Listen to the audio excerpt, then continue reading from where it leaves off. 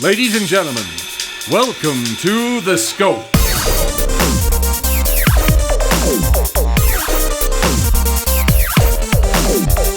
And now, here are your hosts, Jared, Adam, and Shane.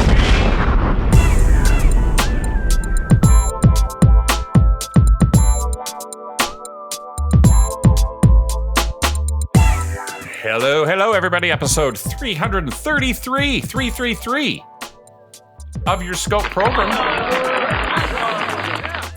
In a crazy, weird coincidence, it's also the third part of our Saturday Night Live celebration. It's 50 years, a half a century. Previous shows included ranking the top 12 men, top 12 women, and this time around we're going to look at Weekend Update, where each of us are going to pick our favorite Weekend Update players and get into that discussion. I do want to ask you guys a question before we do that. Yeah. I found myself kind of revisiting Saturday Night Live sketches, not only in preparation for this, but just this season I've really been like YouTubing it and, Peacock and that sort of thing. And I wanted to ask you, have you guys done that, found yourself going down the SNL rabbit hole? And if so, like, what characters are really tickling your funny bone right now? Like, you go back and you're like, oh yeah, that was really funny, or maybe that's underrated, or maybe that's an underrated player, somebody that we don't necessarily give enough credit to, didn't make our top 12 in any of the categories, but still is worthy of mentioning. Any thoughts on that, you guys? I've been listening to the Seth Meyers Lonely Island podcast, and so it's like, different. But each week I do watch the bit that they're the digital short that they're reviewing, and just finding myself liking even the bad ones. But they did Incredibat, their first album, recently, and I went back and listened to that. So this is very SNL adjacent, but that's a great album. Like, yeah, it's like they talk about on the podcast, like what it means to be, comedy rap and everything. But like, those are just genuine. Well, not all of them, but those are a lot of genuinely like good songs that happen to be funny to me. So I'd go with that. Also, their old Channel 101 stuff, Channel 100, whatever it was. From before they were on SNL, has been funny to go back and rewatch too. So I guess them. Not a bad selection. Jared, anything jump out at you?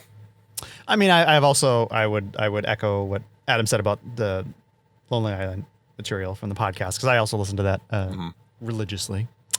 I don't know. I haven't really gone back to look at anything, to be honest. I'm not a go back kind of guy, honestly. Oh my goodness. Well, okay. Well, I'll jump in. I'll give you my two. Please do.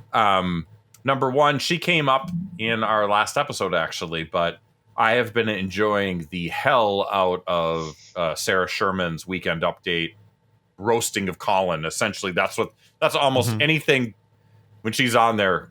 Colin's going to take a hit, and it is very fun to go down that rabbit hole because she was gold from the first time she did that. Like, the audience got it, and it worked, and it continues to work. And I think that's where she is the strongest.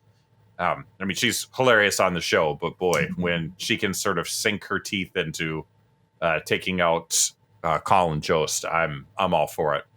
And then another reoccurring sketch from a few years back, which is something that I go back to all the time, is and I think it's well over 10 years old, actually. It is, he's Jebediah Atkinson. Do you remember him?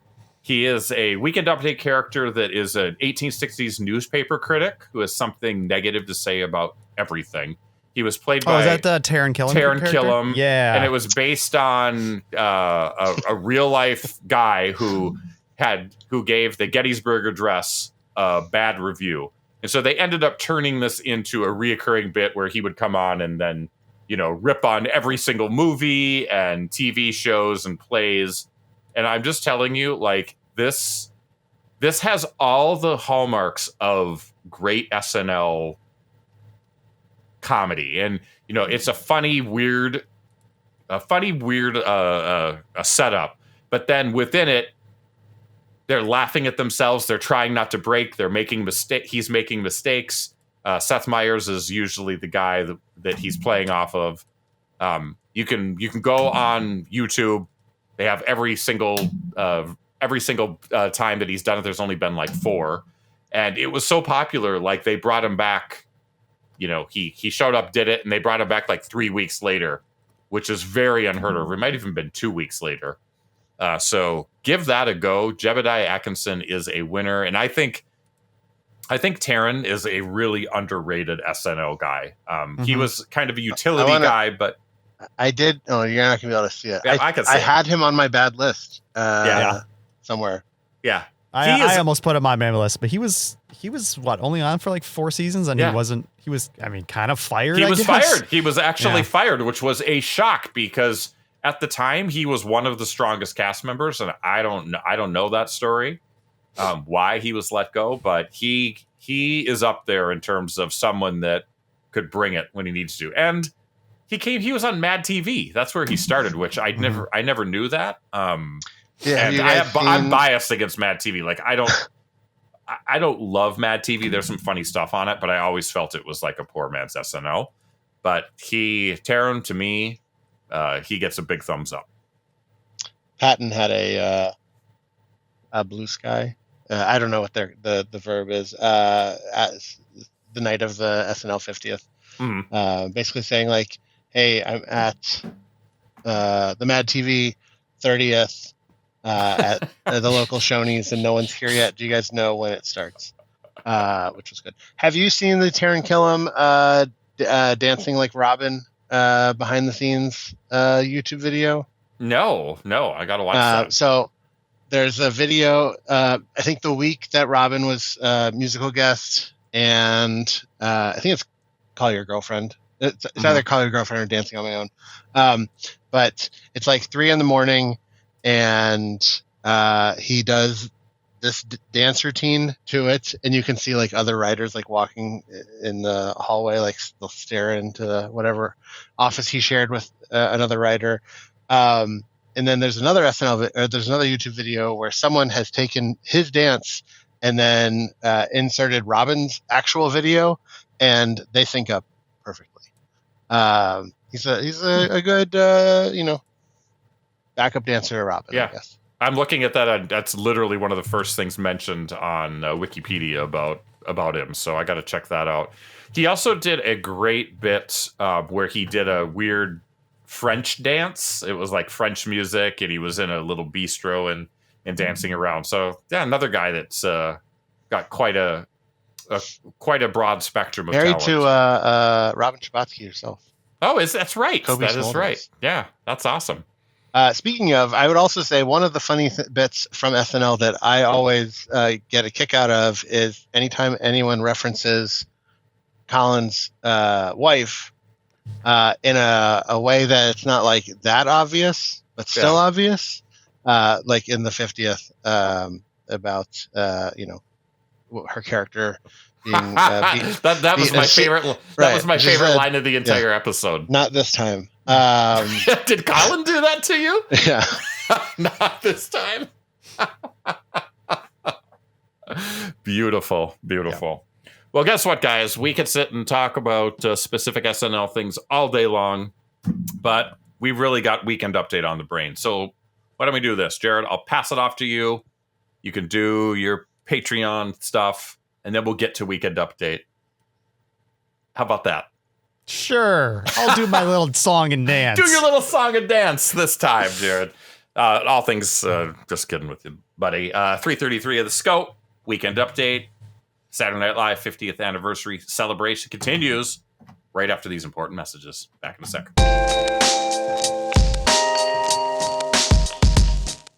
Folks, I got bad news.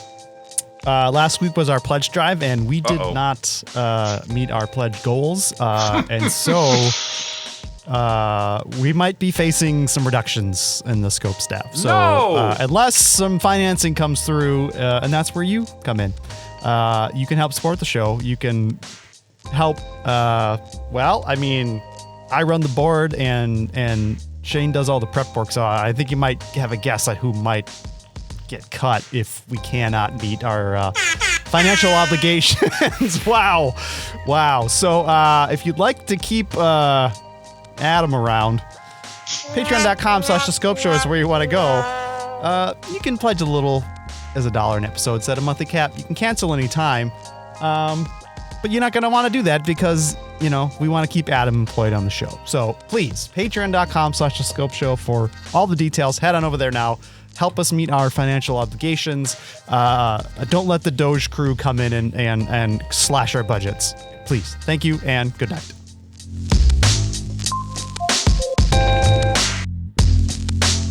I'm just letting it play. I got like 3 seconds left.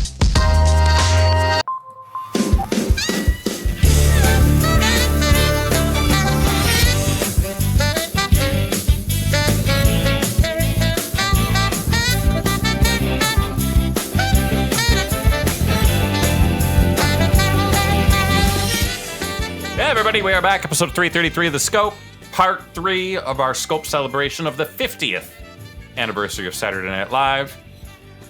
In our first 2 episodes of SNL celebratory action, we picked the top 12 women and top 12 men to form our Dreamcast. I heard you did.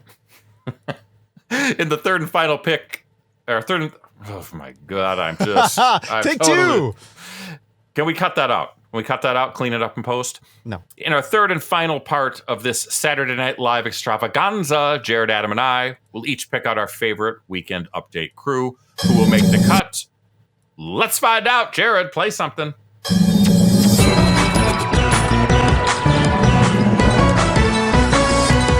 a Weekend Update. Who knows? We'll pick them next. Pretty good. In our very loosely formatted segment, I will be going first. I will be picking my favorite crew based on a number of criteria. In this case, I am thinking about cast members that could also contribute to the regular show. I'm just noticing my dramatic lighting when I lean back. Anyway. Look at that, Jared. And their writing ability. And there have been some fantastic people and fantastic duos doing the Weekend Update since the beginning of time, but I think it really sort of kind of kicked in with Dennis Miller in 85. However, I'm going a little bit more modern era, and I'm going with Tina Fey. And who do you think, Adam? Is it Fallon or is it Poehler? Who am I picking? Poehler. I mean, you're right. Of course, it's Poehler. Yes. I think we owe something to SNL for bringing back the paired Weekend Update thing with her and Fallon, but you'd be crazy to. Yeah, Tina Fey did not make our list of top women of straight up cast members. Although Tina has made some fantastic appearances on the show proper, especially with her Sarah Palin, which some might say helped change the direction of the election. If you want to know the truth, it certainly didn't hurt. She wasn't a cast member. She was not a cast member at that time. She was recently gone. She was doing 30 Rock at the time. But Tina and Amy together on the news was sublime. It was fantastic. Amy brought a bit of a sophistication that maybe Fallon didn't have with Faye. And I think Tina will go down as one of the best writers ever for that show. Absolutely. And, when they talk about replacing Lorne Michaels, she's always in that conversation as it comes up. Who knows what it actually will be or if that ever actually happens. But I think that tells you a little bit about her pedigree. I don't really have any specific bits or anything like that because it's more of their body of work. But given what they brought to the show, just in 2 short years together, they only worked from 2004 to 2006. To me, that is where I'm going first for my dream Weekend Update crew. Jared, I take that back. Adam, I send it over to you. You are middleman on this. Who are you going with? I appreciate your pick. and for me, it's between. There's a tough one. Jost and Che. Mhm. Not really. No. Whoa. They have a charm, but I don't. Yeah. Yeah. I like them reading each other's jokes. But Classic, no, yes. I'm picking Norm Macdonald. Okay. For mine. I think when I think about it, like the time that Norm hosted and the coming of ageness of me and my sense of humor, I think align in a way that no others do. I was going through and looking at some quotes from when he hosted that I really liked. That they're like they're bits, like they're not like I don't know. They're different than I would imagine something that would work these days, but they always make me laugh. Stuff like I'll give it to the Germans. They love David Hasselhoff. Just always. And there was one that so I'm just going to read this one verbatim. The O.J. Simpson defense caught a bit of a snag when prosecutors held up a bloodied knit cap found at the crime scene, and Simpson stood up and yelled, "Hey, be careful with that. That's my lucky stabbing cap." And then they had one on the 50th that I really liked, and it was there was a joke about a woman, and then it cuts back to Norm, and he goes, "In case you're wondering, that joke was written by a woman." And then there's a beat, and he goes, "I'm just joking. We don't hire women here," which is, I think, just a really. Out of everyone that's ever done Weekend Update, Norm Macdonald has the most specific point of view. Oh yeah, and just Norm Macdonaldness of it all, like it's unmistakable. And I mean, that alone gives you some indication of the type of comedian he was. And I don't know. I mean, I loved him when he was doing it, but it took me to get away from it, right? And get older and then go back and look at it and just realize from a comedic standpoint how much of a genius he was, both on that show and then outside of it. He was something else, and it's a shame that he was not around for the 50th. Mm-hmm. Wow. Jared? So when you pitched this idea, I sort of interpreted it more as a kind of a bit of a fantasy casting. Like so my lineup kind of represents more of a, gee, wouldn't it have been nice to see this lineup versus an actual specific moment in time. So when I kind of went through this, I sort of wanted to kind of look at the archetypal Weekend Update hosts from the years where I was watching quite a bit. So I sort of I could go Dennis Miller. Dennis Miller was definitely in the running potentially as my pick, because that is, to me, that is Weekend Update. That is the Weekend Update I knew from my youth. That is that was in the years where I was watching it consistently. And that was just what Weekend Update was. It's just the way he read it, the way he performed it was just sort of so, I don't know, unique and interesting to me. And I just really resonated with me. Now he's, kind of turned out to be a bit of a jerk later. But did they remind me, Shane, because you're the historian of this. I don't necessarily recall any recurring guests on Weekend Update when he did it. Were there guests showing up? You mean like what they do now? Well, so yeah. Carvey would be on there. Carvey did Dennis Miller on there. Yeah, that's true. He did Grumpy Old Man would show up. Okay. They actually had, they would pass off to people. Maybe not quite as much as what they do now. Yeah, and Weekend Update might even have been a little bit shorter back in those days too.